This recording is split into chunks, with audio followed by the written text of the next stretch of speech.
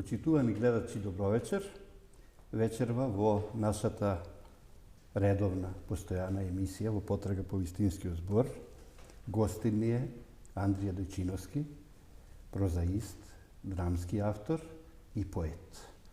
Андрија Дојчиновски е член на Друштвото на писателите на Македонија и инаку потекнува од Охрид, поточно од Охридско, па најпрви ќе го замолиме да ни проговори малку повеќе за своето родно место, да не сгрешам, Горно Средорече. Средорече, да. Тоа е Дебарца, Охридско, но Андрија ќе ни каже по-сликовито, по-илустративно за неговото родно село и за првите денови од животот, од детството поминати таму. Повели, Андрија. Благодарам. Јас сум роден во, рекоме, во Горно Средорече, во Дебарца, тоа е Долна Дебарца, на Свети Климент, 1951 година. Значи, на Свети Климент, тоа е 8 декември. Наместо да ме крстат Климе, бидејќи татко ми од фамилијата од Андревци, од Велмеј, дојден домазет, односно преселен во Горно Средорече, ме крстеле Андрија, Андревски е голема фамилија, има околу 150 членови сега од таа фамилија, меѓутоа ме крстеле Андрија и презимето ми остана на по моминското на мајка ми, Дојчиновски. Анастас Дојчиновски беше мој дедо во селото. Друго што е битно, дека ова село се наоѓа негде на 850 метра надморска височина, не се рачуна ни планинско, ни низинско, односно се наоѓа на подножјето, на север е планината, а на југ е полето. Тоа порано било чифлик, турски чифлик, и после младотурската револуција со напуштањето, со иселувањето на турците, тоа е 1910-15 година, тие балканските војни, почнале да се во тоа село почнале да се доселуваат луѓе од селата, од Белчишта, Брежани, Ботун, некој од Велме а мојата фамилија е од Слатино, доселена 1924 година. Тројца браќа се доселиле во 1924 година и нас не вика фамилиарно како Слатинци. Значи, три куќи, Слатино, Слатинци. Јас потекнам од таа куќа Слатинци. Од тие три куќи Слатинци. Друго што е битно, во селото се занимаваат основна дејност име на луѓето, земјоделие и сточарство. Да те прашам веднаш, Андрија, до која возраст беше во родното село? До колку години? Па во родното село јас бев цело време до преселувањето во Скопје. И додека учев, бев под Тирија, односно подстанар, и во средно образование и на факултетот. Така. Те прашувам ова од една едноставна и проста причина, затоа што ме интересира колку време помина во тој селски рурален амбиент, бидејќи селото е инспирација за секој уметник, па и писателот, и ме интересира кој беше тој прв кој што тебе ти ја всади љубовта кон пишувањето, кон книгата, кон читањето, односно кој прв ти ги раскажуваше приказните, од кого ти прв ги слушна поговорките, гатанките и другите уметнички творби, книжевни, повели? Првите 4 години учев имаше едно школо, училиште во Долно Средорече, кај што имавме од прво до четврто деление бевме во една паралелка. Тоа се обични куќи, кај што во средина има ходник, десно е наставничка канцеларија, лево е училницата. Училницата е од прво, второ, трето и четврто оделение, по неколку деца во секое оделение. Тоа е една училница, меѓутоа во секој клас, како да се рече. Во една училница повеќе редови. Прво оделение, второ, трето, четврто. И тоа е еден учител, учителот Иван, ни предаваше тие 4 години од прво до четврто оделение. Тој ни предаваше 2 години, после трето оделение дојде Трајан, учител, и четврто оделение дојде Богдан, исто учител од Злести. За тоа време, додека учевме, немавме ни школска библиотека, ништо. Значи, неколку минути со прво оделение учителя, неколку минути со второ, со трето и со четврто оделение. Значи, животот, иначе ние, машките деца, обично пасевме волови, и оние што има, куќите што има овци, чува волови, зашто се работеше така требало запрегаш за орање. Да, немаше трактори, немаше машини. Меѓутоа, во пето оделение, кога се префрлиме во Белчишта, тогаш веќе таа беше осмолетка, централна осмолетка, кај што патувавме сите одевме пешки, некои деца патуваа од Црвена Вода, од Песочен по 7-8 километри во еден правец. Да, ученици пешаци. Ние пешачеме по околу 2,5 километри во еден правец и 2,5 километри назад се враќавме. Она што ме прашавте, најголема заслуга има учителката Васка Поповска. Таа ми предаваше македонски јазик од 5 па до 8 оделение. Тука имавме во Белчишта и школска библиотека, училиштето, имавме и општинска библиотека, исто во истото село. Да. И така во општинската библиотека библиотекарот Раде, што сега не е жив, пред година-две почина, така умре, пошто бе влюбеник во литературата, уште тогаш читав романи, непрекинато читав, и изработува, имавме литературна дружина. Значи, професорката, наставничката, учителката Васка ја водеше и правевме зиден весник. Зидниот весник, нормално прикачувавме лични творби од нас. Во тоа време се сеќавам дека ми беа објавени некои песни за деца во тие години, во Наш свет и Развигор. Тогаш сите ученици земавме Наш свет и Развигор. Си бевме преплатени и редовно го примавме тоа. Значи, малку само да ве прекинам, бидејќи почнавте да зборувате за вашите први објави, што сте ги имале во детските списанија, а се разбира, најголема е радоста на првата објава, кога ќе се случи, а таа најчесто се случува на зидниот весник во училиштето. Да.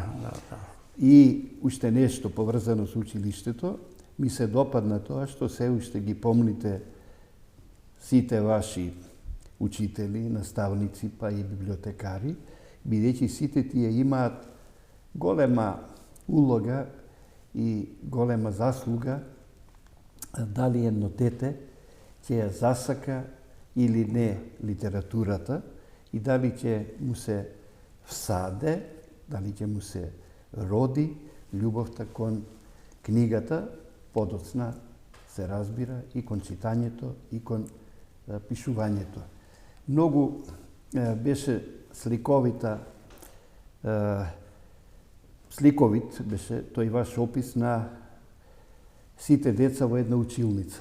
Да. Бидејќи во тие 4 одделенија, 4 редови на клупи, истовремено наставникот предава на еден час кога е за сите одделенија. Така и сите деца всушност ги слушаат сите предмети од сите одделенија, бидејќи се предава истовремено. и детето од прво Во иста просторија. слуша што се предава за четврто и детето од четврто што се предава за прво, второ и трето одделение. Но, сакав да ве прашам, бидејќи не ми спомнавте за семејството. Јас знам дека во руралните, во селските средини немаше книги, но имаше усмена литература, имаше раскажување, имаше прикажување. Па прашав пред малку еве повторно, кој ви ги кажа првите? Од кого ги слушнавте првите приказни? Сте можели од радио да ги слушнете, но сепак во живо е во живо. Во фамилијата никој не кажува приказни, Добро. бидејќи беа зафатени со земјоделски работи. Со полска работа. Дедо ми беше овчар, Така. Анастас Дојчиновски. Иначе роден беше 1895 година.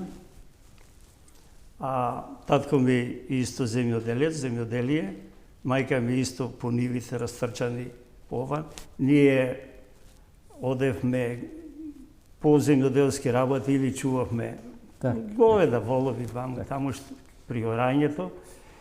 Тек првиот порив за творечки го доби во гимназија, ние ја викавме. Да, во гимназијата во Охрид. Не во Охрид, туку во Белчишта. Основното училиште Светозар Вукманови и Темпо се викаше, од 5 одделение. Васка, што ја спомнав. Да. Наставничката. Кога почнава литературна дружина активно да работи. А добро, ако го викавте основното училиште од 5 до 8 гимназија, како ја викавте после гимназијата во Охрид, факултет? Не. Се сегувам малку. Така, не е проблем. Значи во Белчишта фактички ви се појавија прв пат книгите и љубовта кон читањето. Да. Темите, мотивите водат уште во првите 4 години, пошто ние од прво до четврто, па и до 8 одделение, во селото немавме воопшто струја. Так. Тек дојде струја после. А штом немало струја, немало ни радио, фактички. Немаше радио. Се едно дали можело да има транзистори, ама и тоа сигурно немало во тие години. Јас се сеќавам чисто вака како кога беше земјотресот во Скопје, еден во селото, некој во селото, значи 1963 година, донесува транзистор на батерии. Да. И на тој транзистор седевме сите деца, цело село собрани, а селото е околу 35-6 куќи максимум во тоа време. И што слушавте? Утакмици, надпревари, спортски? Не, слушавме само извештаи од земјотресот. Она музика што беше. Да. И спикерот или спикерката, не знам кој беа тогаш, дали Бранка Станковска. Да, вестите сте ги слушали. Тие години само вестите ги слушавме. Добро. И Андрија, зборот ми беше од детството, одејќи низ планините, чувајќи теве волови што викаме. И тоа ми остави, ние децата, како да речам, бевме, јас многу читав и тоа време, и тие години, и кога ги читав, некојаш ќе се заборам, па ќе ги загинам воловите. Ќе ги заборавиш. Нема звонце, ќе ми заминеа низ планината. Ќе ги заборавиш говедата. Пошто северно беше планина, а долниот дел. И после ќе шетам низ планината без никаков проблем, на 7-8 години, 9 години. И ноќно време, воопште немавме никаков страф, навикнати на ова. Сакав да се префрлиме од Белчишта во Охрид, бидејќи во Охрид подоцна се запишуваш и ја завршуваш гимназијата. И таму си активен член на литературниот клуб. А подоцна во истиот град во Охрид ти си дел од литературниот клуб Григор Прличев, кој што работи при градската библиотека во Охрид. Па сакам најпрвин да ни проговори за гимназијата и за тие твои гимназиски денови, а посебен акцент потоа да направиме и за литературниот клуб Григор Прличев, со кои денеска познати писатели беше ти заедно и воопшто тој е еден од значајните клубови во нашава држава, литературниот клуб Григор Прличев. Поведи, Андрија. Па во Охрид имавме 2 смера во гимназијата. Едни беа природно-математички, Да. а едни беа овие што имавме обштествени, хуманитарни, ние ги викаме во тоа време. И тогаш професор ни беше професор доктор Стојан Ристевски, професор по македонски јазик, по литература. И тој не воведе во литературата со тоа што организиравме, издававме едно списание Јужен бран. Ми се чини дека еднаш месечно излегуваше и набрзо ме вклопи во уредништвото на тој Јужен бран и постојано работевме на него сите 4 години и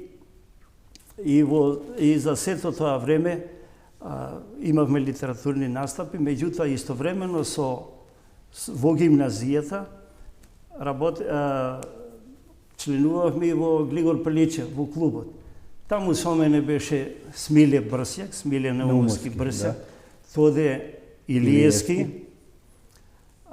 После имаше еден Андре Андреевски, и Олга Јанева, после работеше во Натица на иселениците тука во Скопје се префрли.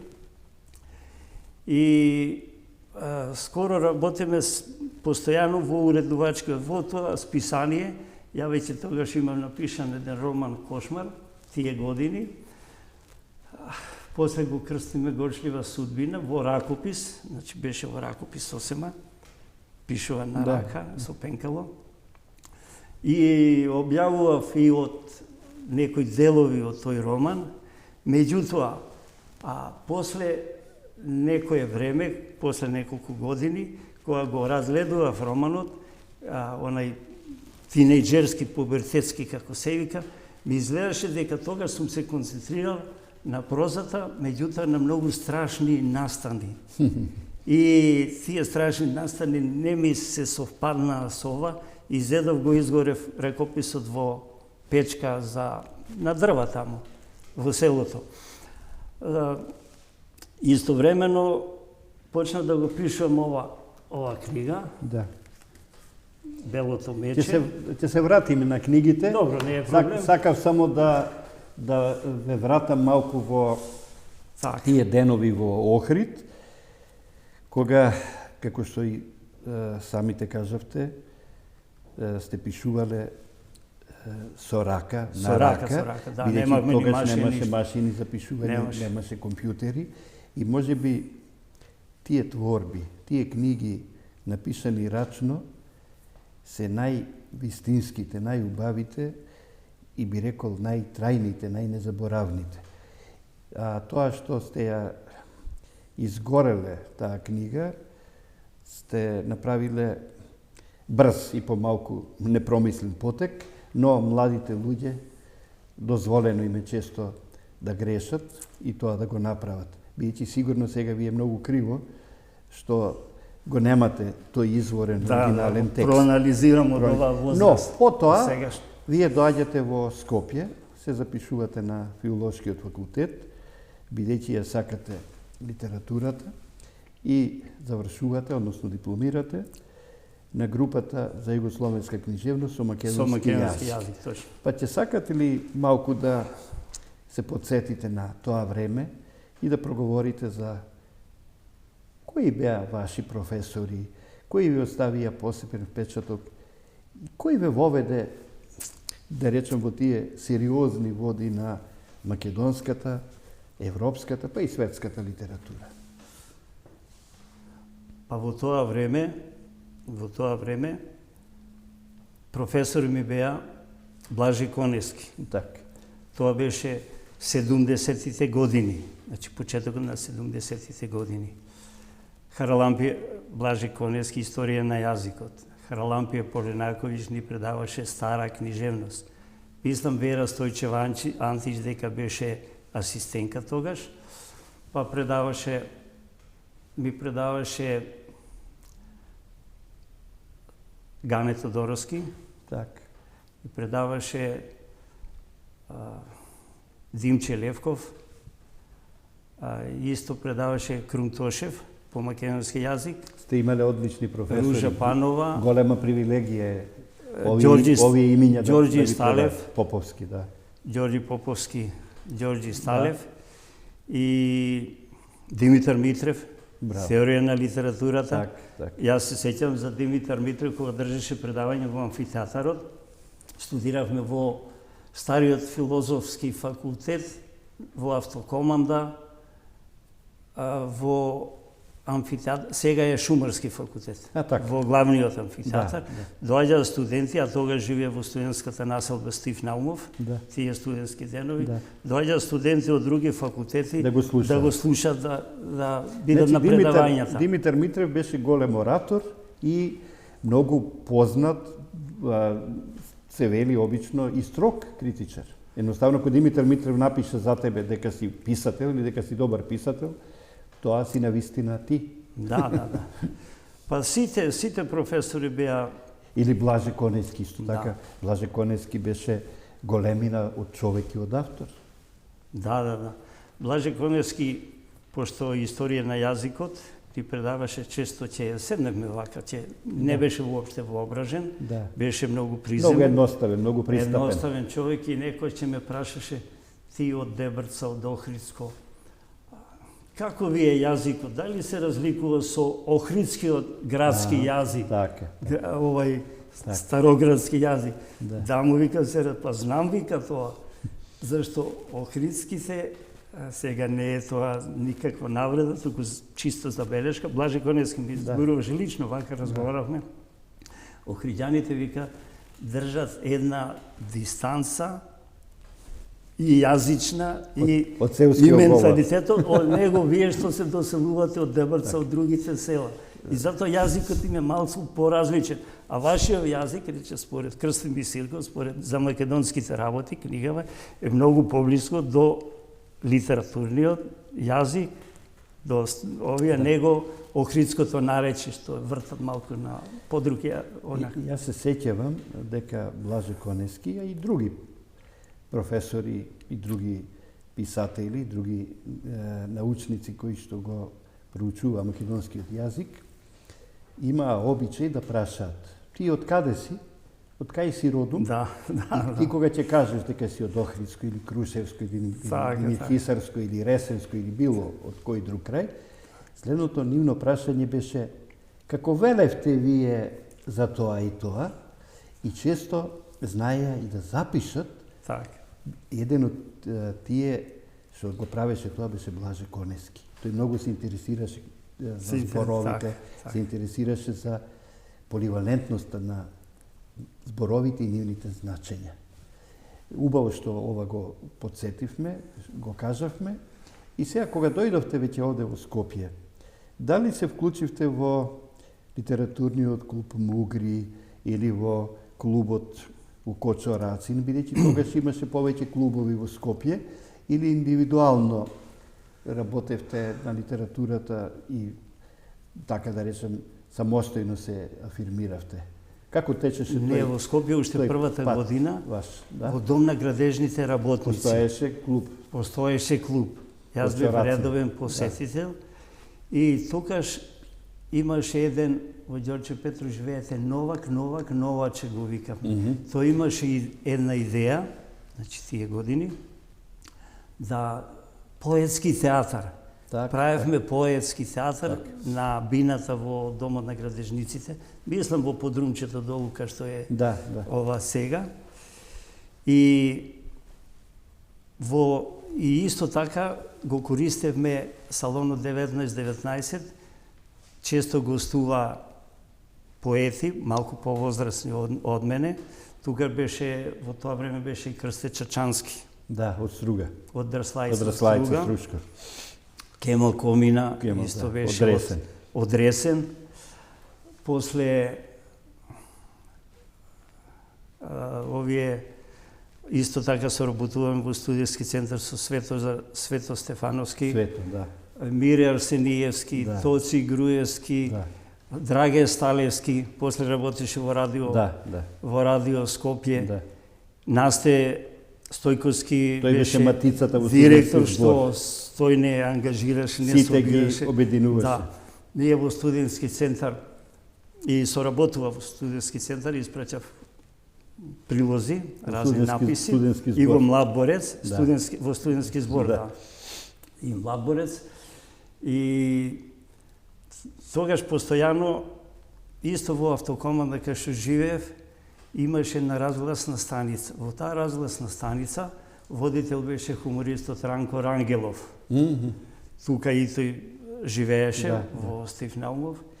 И јас бев исто така близок со Софе Штејровски, Од Кичево. хумористот од Кичево, Извореден хуморист. дали Лавчани, преселен во друго Да. и слично. И Ранко Рангелов, пошто ја водевме ја Да. културниот дел го водев на станицата, на разгласната станица. Тоа беа звучници наредени по бандерите Да. и цела населба ја слушаме. Ечеше. Да, и Софи Штејровски обично ми ги даваше темите, односно текстовите, Аврам информира, Аврам коментира, и често ги снимавме, ги читавме и ги пренесувавме во преку разгласната станица. Така, таа соработка, значи цело време додека студирав, соработував во студентски збор во редакцијата. Меѓутоа зборот ми беше за ова дека во Салон 19 се сеќавам гостуваше Ристо Јачев на времето. Да, имал промоција. Да. На После читање. исто така се познаваме со Раде Стилјан, Велес Билески, тие постари, повозрастни генерации од мене. И така соработувавме. Меѓутоа, во тој период, додека студирав, јас зашто до тогаш во Охрид немаше драмски ансамбл. Да, јас сакав токму за тоа да проговориш сега малку повеќе, бидејќи во најавата уште кажав дека си прозаист, поет, ама дека си драмски автор. Од каде и кога се јави? Не само автор, туку и бев режисер на две представи. Знам. На две представи, да. Точно. Од кога се појави таа љубов кон театарот? Па малку повеќе проговори ни за тоа, за тие представи две што ги режираше, за текстовите драмски што ги имаш напишано и воопшто за театарот, бидејќи мислам дека театарот ти е една голема обсесија и би рекол една стожерна определба во твоето литературно творештво. Да. За време на студиите, зашто во Охрид немаше театар, рекол, ми не може да посетувам театарски представи. Скоро немаше, скоро и нема. Плюс летно време, кога имаше ова Охридско лето, ние бевме по селата зафатени со земјоделие, со жетви, со секакви со тие земјоделски работи и нема време да ги посетувам Охридско лето. Во 1972 година се познав со Горан Стефановски, драмскиот писател. Ми беше многу близок. Тој беше една генерација после мене, на англиски мислам дека студираше. И Слободан Унковски, режисерот, ми беа многу блиски. И ми предложи, додека Слободан Унковски ја режираше драмата Јане Задрогас, да бидам присутен од првиот ден до премиерата, до последниот ден, во делот на подготовката. И јас одев во драмски театар секој ден со Слободан Унковски и Горан Стефановски беше често тука, како автор на текстот, го имав и текстот во мене на шапелограф умножен, таа скриптата Јане Задрогас. И од почетокот подготовката траеше околу 2,5 месеци. Слободан Унковски како режисер и јас како негов придружник, ко помошник, некако така ме представи ко асистент. И во оној текстуален дел, и во оној физички дел, кај што преминува на сцена, и на подготовките, и на, мислам, на предпремиера, како се вика, сите тие работи, ја бев присутен. И плюс имав, тоа ме привлече драмската уметност. И после почнав да ги следам сите представи. Се знаев со Бранко Ставрев во Македонски народен театар, со Кирил Андоновски, со Шишман Ангеловски, со сите. Меѓутоа, првенствено ја го посетував драмскиот театар. Се знае со Мето Јовановски покоен сега што почина пред неколку дена, пред некое време. Да. И со сите од таа генерација, Јон Исаја, Мара Исаја, Лилјана Георгиева, Мајда Тушар, Снежана Коневска-Руси, сите што учествуваа. Благоја Чоревски исто така. Да. Ги познав сите, мислам, во бифето ни беше за дружење на и соработка во бифето во драмскиот, во театарот. И Андрија Дојчиновски напиша монодрамски текст според мотивите од прозата, односно од расказите на хрватскиот писател Ранко Маринковиќ. Тоа е една твоја сериозна драмска творба, но не е само тоа. Ти пишуваш и други драмски текстови, но истовремено и режираш. Па иде малку за твојот конкретен придонес на овој театарски план. Вака, додека после Јане Задрогас, после премиерата на Јане Задрогас, ми се јави идеја во Домот на културата во Охрид, кај што беше директор Видое Видичевски, писателот, познат писател, му предложив да режирам една представа на Охридската сцена, во кино салата, пошто немаше театар, во кино салата. И јас ја формирав една драмска секција. Меѓутоа, за текст го одбрав, тогаш беше актуелен пред тоа 1974 година.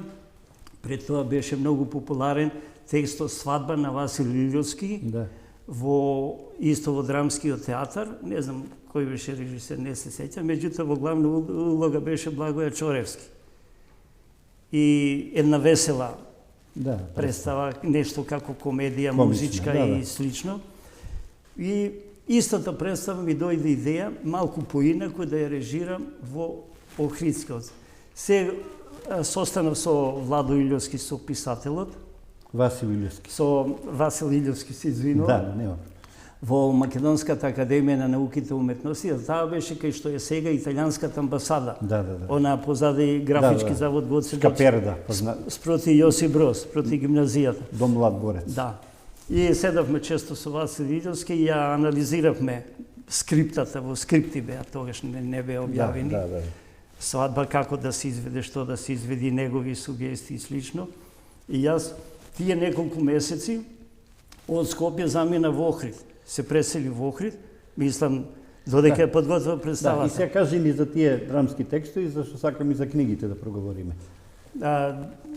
Добро, тогаш ја режирам, значи, во Дом на културата, Свадба, и тоа и во Белчиште имаше. После 76 година исто во Добој бев едно 6 месеци таму. Војник. Представа, како командир вода бев, тогаш, иначе во Билеќе бев, во резервни официри.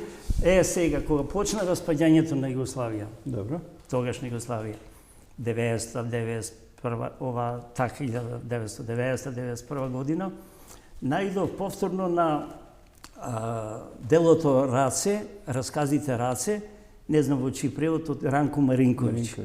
Ранко Маринковиќ ми беше обилен писател од Хрватска. Одличен хрватски писател. Да, тој е Кикло Проманот, Лорија, драмата и Раце. И во Раце најдов еден драмски текст, еден расказ, не драмските расказ, се викаше Бенито Флода фон Релтих. Значи, Бенито Флода фон Релтих, која ќе ги превртиш онакво, нешто е на доаѓањето на фашизмот, на Бенито Мусолини и на Хитлер. Асоцира, алузија на... И пошто почна распаѓање на Југославија, почна војни низ Босна, низ Словенија, ваму горе Хрватска, и ме асоцира дека некоја слична ситуација. И така ја прилагодив, ја додадов и напишав Папагалски инстинкт по примерот на овој во дневникот на лудиот имаше Светиев една монодрама. И така со Мето Јовановски исто зборев за таа монодрама, меѓутоа тешко е рече, ја прочитам Мето Јовановски уште во тоа време. Се е добро, ја проширив нешто, работена по по твој расказ, конкретно и пишуваше на неа. Добро. Сега дојчиновски да веќе сме кон крајот на емисијата. Нема проблем. Времето многу брзо Многу лета. брзо помина, да. Да. Да проговориме за твоите 3 книги. Првата твоја книга е Необичните доживувања на белото мече. Тоа е оваа твоја книга. Да. Ќе ни кажеш накратко нешто за неа, а потоа ќе ги представиме и твоите следни 2 книги, се разбира објавени подоцна. Следната твоја книга е Катинари во душата и третата книга Поезијата, Визата на ветрот. Визата на ветрот. Андрија Дојчиновски, што ќе каже како автор за овие своји 3 остварувања? Накратко за сите по нешто. Добро, накратко неколку збора. Да. Она што беше во детството, шетање по шумите, по полето, по ова, по планините, со разни животни, читајќи книги, и го напишав во Необични доживувања на белото мече во една така малку замислена, фантастична, нешто како приказна, каде што и животните зборуваат. Корицата ми ја направи внатри илустрација Богоја Стојковски, пусторекански. Да. Имаш афинитет. Да, еден добар илустратор беше Богоја. Да, добар Да. илустратор. И така го водев тоа дејството и накрај дејството, пошто се работеше за некое мече, која што е најдено како мало и просвоено од некои фамилии, меѓутоа, за да ја сватам поентата при крајот, сето тоа го прикажав како сон. И после тој сон, како да одиме во зоолошка градина и овие собствениците на мечата и го предават во зоолошка градина, она што збориме и есен за мечките, значи местото им е на дивите животни во зоолошката градина. Да. Тоа накратко мислам. За романот Катинари во душата тргнува еднаш патува со вовчето Киро од Скопје? Не од Скопје, туку од Кичево. Од Новосело до Гостивар. Така. Не знам тоа е. Од тука почнував и темата ми беше преселбата на луѓето од селата во градовите. Најчесто се преселува во Охрид, малку во Скопје, а и во Австралија преку... И во странство, Австралија, Америка, Канада. И при тие преселби, тие и така, иако има желба да се преселуват, меѓутоа останува една стега, една несигурност во ова. И останува некако...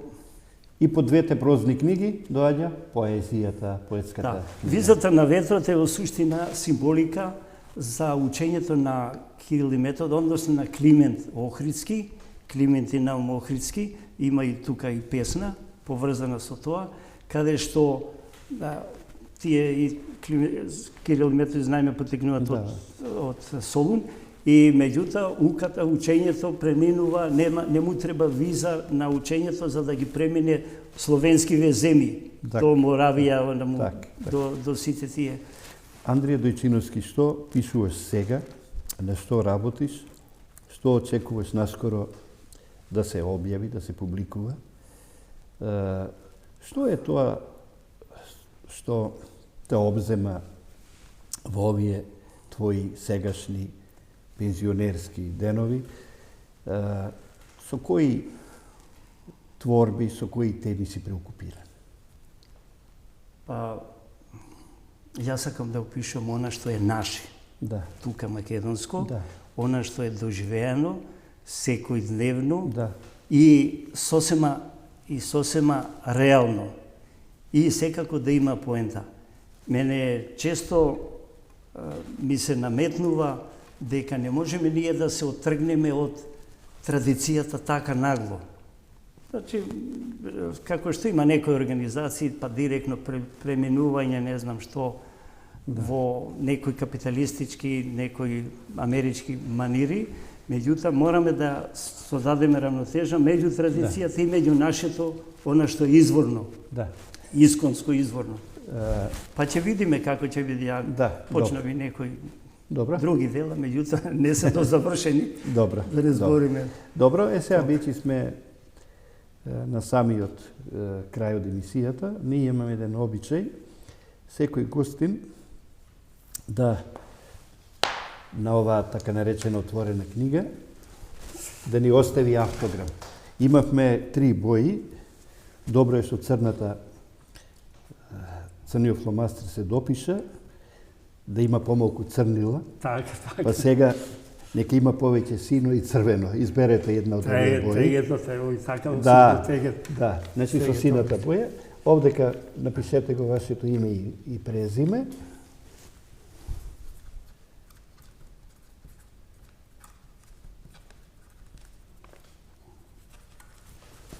Значи, Андрија Дојчиновски, без В, и двајцата сме без В.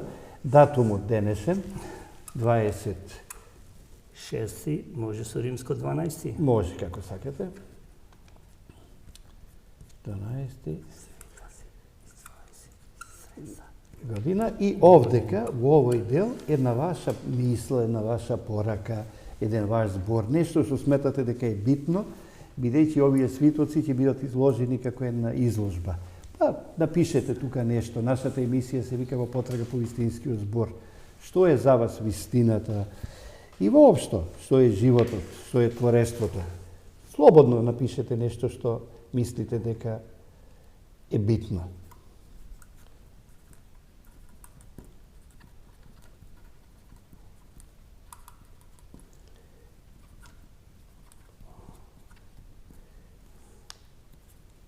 Вистинскиот збор е доживеаната. Добро.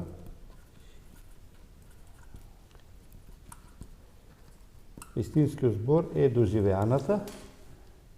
Ајде, продолжете. Реалност. Па на тоа мислам. Да, стварност. Доживеаната реалност пренесена на хартија. Добро, одлично. Значи, вистинскиот збор е доживеаната реалност